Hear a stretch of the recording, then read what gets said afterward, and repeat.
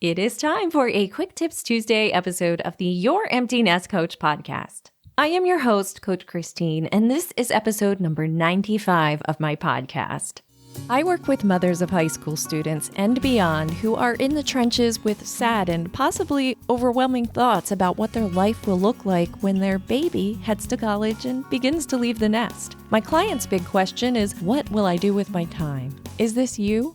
I've been there and I get it. Empowering you to write the next jaw-dropping, amazing chapter in your life is my passion. I am energized by leading you in the process of exploration and am thrilled when you unlock the power that lies within you. This podcast is my gift to you. If this is your first time listening, I invite you to check out my Friday episodes as well, where I provide bite-sized coaching assistance to guide you along your empty nest transition years. Should your nest be not quite as empty as you expected it to be sure to check out my 12-episode Not So Empty Nest series that was produced during the start of my social distancing. I hope you and your family are healthy and safe, and that yes, even now in a world of restrictions, that you discover how amazing you are and find excitement at a level you didn't know is possible for your years ahead. A reminder that a list of all of the Quick Tips team members and their contact information may be found on my website, youremptynestcoach.com. Look for the Quick Tips team button or menu on the homepage. If you have a quick tip to share with listeners of this podcast, I would love to share it with them. See this episode's show notes for a link to record your audio submission for this podcast, either through SpeakPipe or by calling or texting my Google Voice number. Happy recording, friend! But Christine, where are the show notes? Well, that might help you, huh? You'll find those in the description of this episode. On Apple Podcasts, click Details. On Spotify, click See More. On Overcast, press the I for Information button. Get the idea? Or, of course, visit my website for full show notes with links to everything we discuss in this episode and a full episode transcription. Those reside at youremptynestcoach.com/P for podcast and 95 for this episode's number. I can't wait to hear from you. Thanks. Thank you. It's time to thank our sponsor. This episode is sponsored by my membership community, the GPS Support Flock, your flight to success in the empty nest. If you are ready to find the GPS of your life, sign up to receive an immediate and free download of my PDF, How to Find Yourself in the Empty Nest, our GPS Life Principles document. You will also have the opportunity to learn about our community. See the link in this episode's show notes or fly on over to my website, youremptynestcoach.com. Click the GPS Support Flock button. See you soon! First up today is Joe Davies, our humorous observations expert. So we all know Christine is an authority on the whole back to college thing. And for me, this whole lockdown feels a bit like being back at school. You're forced to be somewhere you don't necessarily want to be. I mean, I love my home, but I don't want to be in it all the time. And somehow being made to stay at home feels completely different from just choosing to stay at home. I have to spend all day, every day with the same people. This was a good thing for me at school because I loved my friends. And thankfully, I love my family. So happy to get to spend this time with them. You do sports every day to try and stay fit. And also because it's actually a fun thing for us all to do together and gets us outside if we've been in for too long. We seem to be learning something every day, not necessarily maths and English, but patience and calm, and also in my case that after 10 loaves I still can't make a baguette. I've also learnt that if you live off cake mix and then cake, you will get fat. Who knew?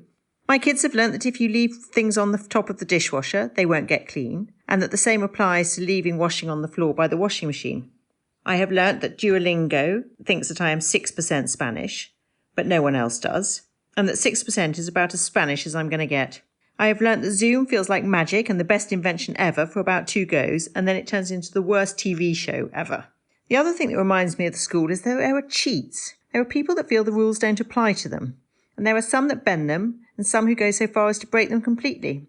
Visiting friends, driving to the parks, going for a walk, getting together in large groups. And just like in school, I seethe on the inside, anger bubbling just below the surface. And my 15-year-old's desire to be cool and liked and appear laid back resurfaces, and I just smile and say, yeah, whatever. I'm looking forward to the school holidays, to being able to go out and do whatever I want to do when I want to do it. I feel myself turning into a teenage rebel, and in some weird role reversal, I fear it will be my children who restrict my movements as they try and keep their ageing parents, their words, not mine, safe from whatever comes next. Hello, Rachel Lancaster here, midlife mentor from magnificentmidlife.com. My top tip today is to be a bit more whale. There are two creatures that go through menopause, human females and whales. When whales go through menopause, they become the leaders of their pods, often for 50 odd years. We can also be more useful to our communities as leaders than as breeders. Susan Stevens here with your beauty tip. Do I need to swap shampoo with the seasons? In the summer, your hair has to defend itself against more enemies, such as the sun, sea salt, excess sweat, and chlorine. So switching to a gentler shampoo can help to keep your hair soft without stripping it of its natural oils. Especially at this time when essential workers are shampooing and cleansing more often, you definitely want to use a more mild shampoo and definitely lots of conditioning. A little roomy for your soul. Surrender. If you are a seeker of union, find your place in the heart of nothingness. While still in the cage of your being, behold the spirit bird before it flies away. Since you were once drunk on eternity, pick up the sword of now and strike the ego. Remove the dregs of separation. Become pure so the cup of true reality can be filled with the pure wine of spirit. Susan just shared an excerpt from the book Rumi's Little Book of Life, The Garden of the Soul, the Heart, and the Spirit. I will put a link into my show notes. Thanks, Susan. Hi, this is Gretchen Hoffman, your planner freak. Today I just wanted to take a minute to share a really cool planning technique that I heard about recently from an old college friend. My friend Joan and her husband recently moved to New York City after selling the home where they had raised their children. Both of their kids are all grown up, and now, like so many of us, they're empty nesters. She and her husband Robert decided they wanted to spend a few years soaking up city life before they decided on their next move.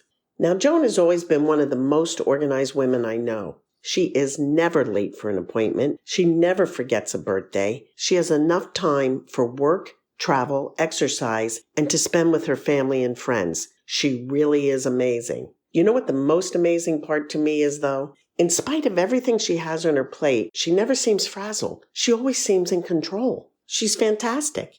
I, on the other hand, sometimes seem to be chasing my own tail because although I am a good multitasker, it's often difficult for me to stick with my main priorities for the day. Because of this, I'm absolutely fascinated by how people do organize and plan their days. I spend a lot of time thinking about it and helping people to plan their days. I recently asked Joan what her trick was, and I was actually surprised by how simple it was.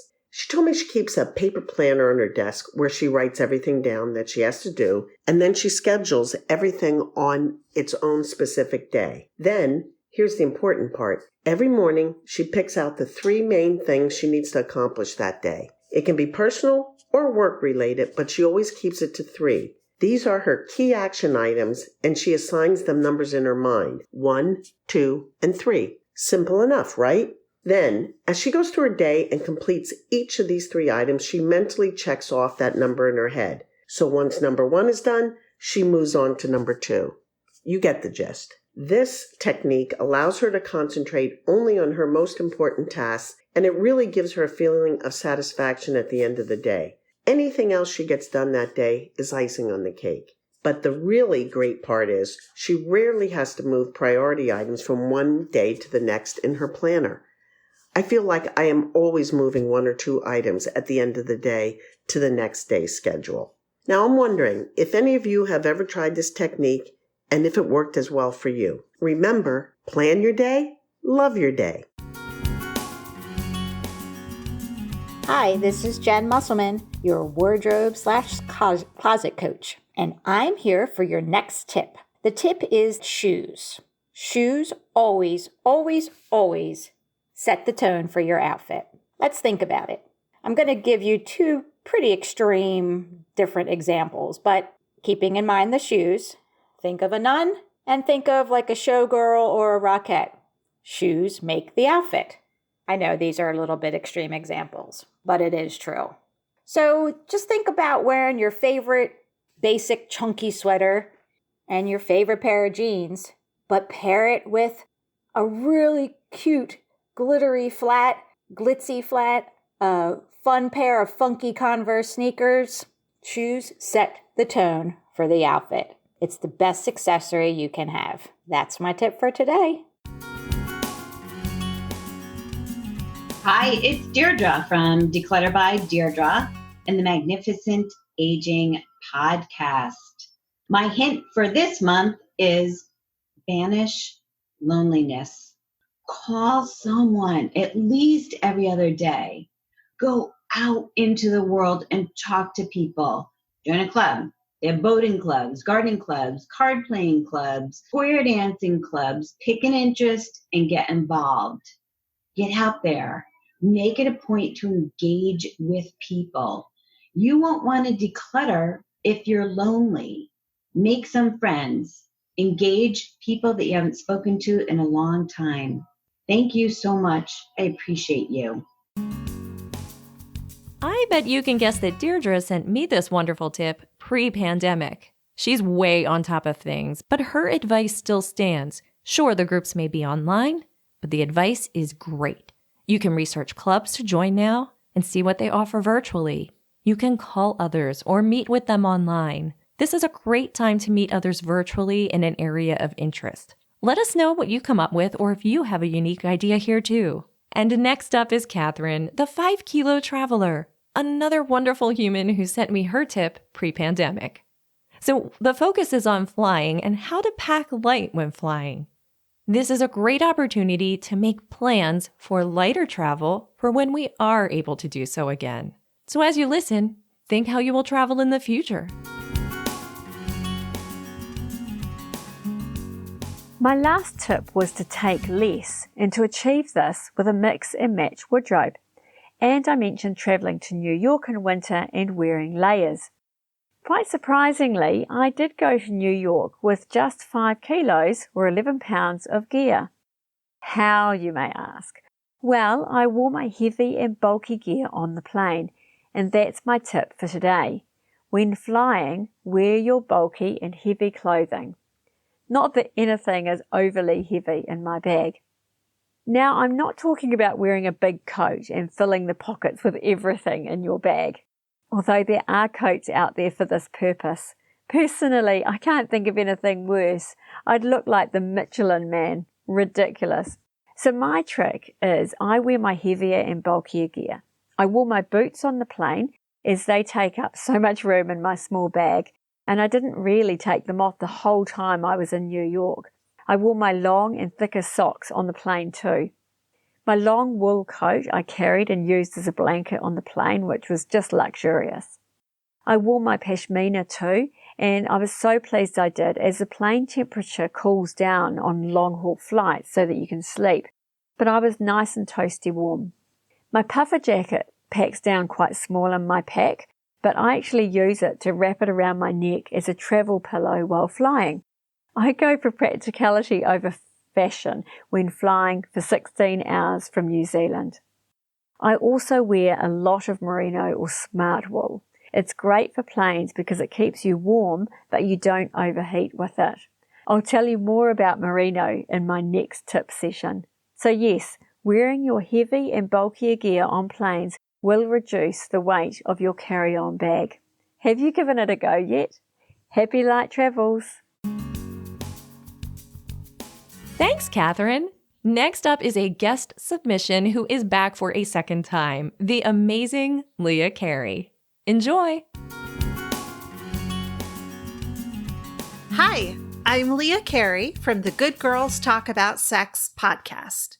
If you want a different kind of touch from your partner, but you're not sure how to ask for it without hurting their feelings, try the 3-minute game.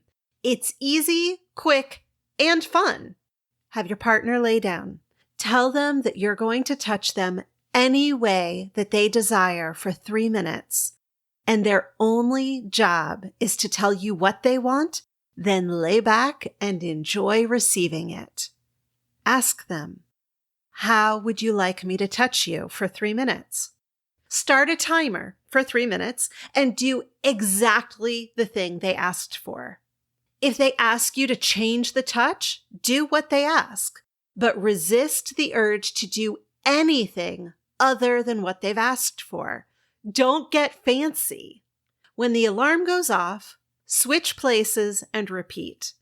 Now, your partner asks you, how would you like me to touch you for 3 minutes?